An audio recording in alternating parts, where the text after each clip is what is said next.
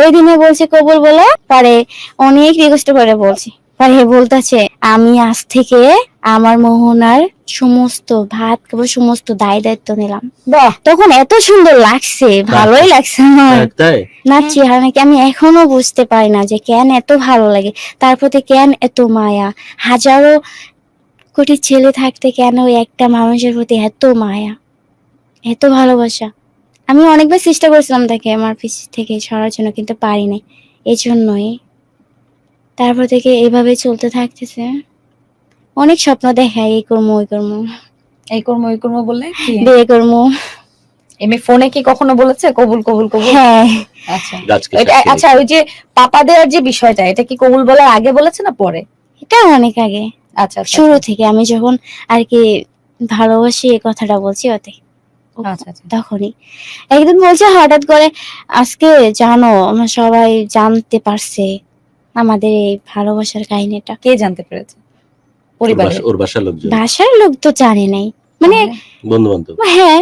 হুম হুম। পরে বলছে কি, একজন বলছে তুমি কি ওই মেয়েকে যে ভালোবাসো ওরে কি বিয়ে করতে পারবে কখনো, যেহেতু মাদ্রাসায় পড়ে, হুম হুজুরা বলছে হুম হুম এগুলা ধরা পড়ছে, হুম। এজন্য লুকায় লুকায় তো কথা বলতো। পরে বলছে হ্যাঁ তো এখনই চাইলে এখনই বিয়ে করতে পারবো। আমারও বলতেছে কি, তুমি মাদ্রাসায় পড়ো? না আমি জেনারেল শিক্ষিত, ও মাদ্রাসায় পড়ো। কিন্তু হ্যাঁ Okay, আমার তারপর? তুমি পড়তে মাদ্রাসায়? না মাদ্রাসায় তুমি পড়তে? জেনারেল লাইনে? জেনারেল, Okay, কিন্তু okay. আমি মাদ্রাসায় চাকরি করি তো। ও মাদ্রাসায় আচ্ছা, চাকরি হ্যাঁ করতে তুমি? হ্যাঁ, ওকে। মাদ্রাসায় পড়ার জন্য। পরে ও বলতেছে কি যে আজকেই তোমার একটা কথা বলা লাগবে আমাকে, কি আজকে আমাকে কবুল কর, আজকে বিয়ে করো। আল্লাহ, এটা সম্পর্কের কত বছর পরে? হ্যাঁ, বছর ওই যে 4-5 আই লাভ ইউ বলে প্রায় 2-3-4 মাস পর, মানে হুম। প্রায় বছরের মাথায় আর কি, হুম, হুম, 1 হুম। বছরের মাথায় বলতেছে। কি সাক্ষী রেখে বিয়ে করলো তখন? মজা করতেছে, আমি কি এগুলা নিয়ে মজা করতে হয় না? বুঝলি কি, কোনো মজা না তো। সিরিয়াস? তুমি বলো এখন, একজনে বলতেছে কি এই তোরা খুতবা পড়া তো, এখনই আমরা কবুল করবো, মোহনা করবো, এখন বলতে বলছি, কিন্তু বলো।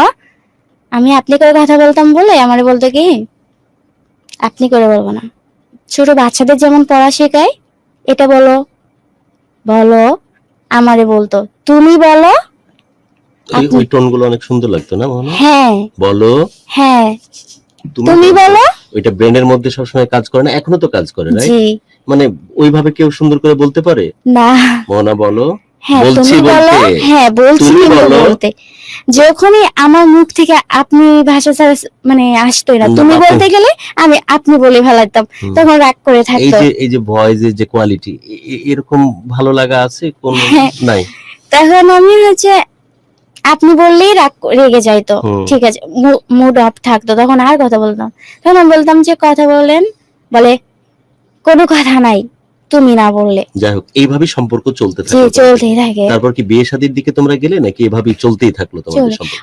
ওই দিনে বলছে কবুল বলে, পরে অনেক রিকোয়েস্ট করে বলছি, পরে বলতেছে আমি আজ থেকে আমার মোহনার সমস্ত ভাত খাবো, সমস্ত দায় দায়িত্ব নিলাম। বাহ, তখন এত সুন্দর লাগছে, ভালোই লাগছে আমার। তাই? হ্যাঁ হ্যাঁ কি বলছিল? কবুল বললে কি 3 বারই বলছিল? হ্যাঁ, কবুল, কবুল, কবুল। তারপর এটা কি তো বললো? মজার একটা মজাই করছে। মানে একটা পাতিল খেলার মতো। তখন ও জি। কি বললো? যে এখন থেকে মোহনার আমি সমস্ত হ্যাঁ, ভাত খাবো, সমস্ত সুখ দুঃখের দায়িত্ব নিলাম। নিলাম। তখন কেমন লাগতেছিল? ওর নাম ধরে বলছিল, অনেক মজাই লাগছিল, ভালোই লাগছিল। হুম হুম।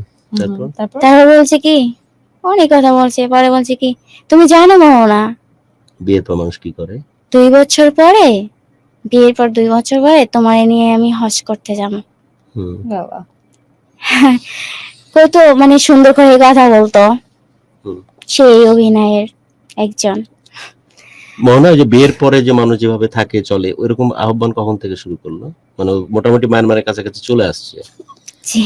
হ্যাঁ, বলো। পরে এভাবে চলতে থাকলো, অনেক মেয়ের সাথে এর ভিতরে কথা বলে। এগুলো আমার খবরও তুমি জানো? হ্যাঁ, আমার কাছ থেকে ছেড়ে মানে কথা বলে না, অনেক মেয়ের সাথে সম্পর্ক জড়ায়, আবার কিছুদিন পরে চলে আসে, বলে আমি থাকতে পারি না, যতই আমি অন্য মেয়ের সাথে কথা বলি। সেগুলো স্বীকার করে? হ্যাঁ স্বীকার করে, পরে আবার স্বীকার করে, এই জন্য তো মাফ করে দিতাম, আবার কথা বলতাম।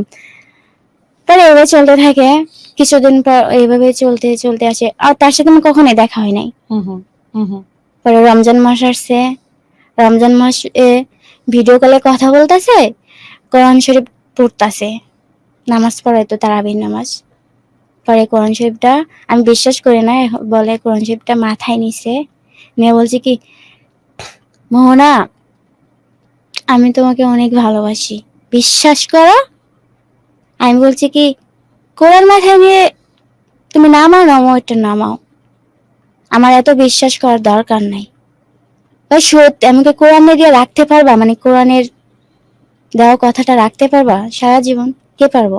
বলছে হ্যাঁ পারমু পারমু পারমু।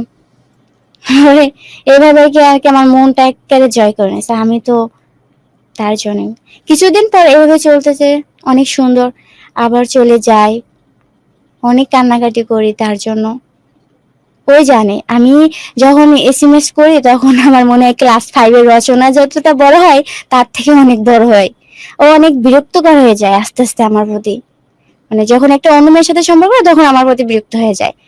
ওই এসএমএস গুলো দেখে ওর বন্ধু বান্ধবদের দেখাইতো, মজা করতো, আমার কান্নার ভয়েস গুলো দেখে মজা করতো।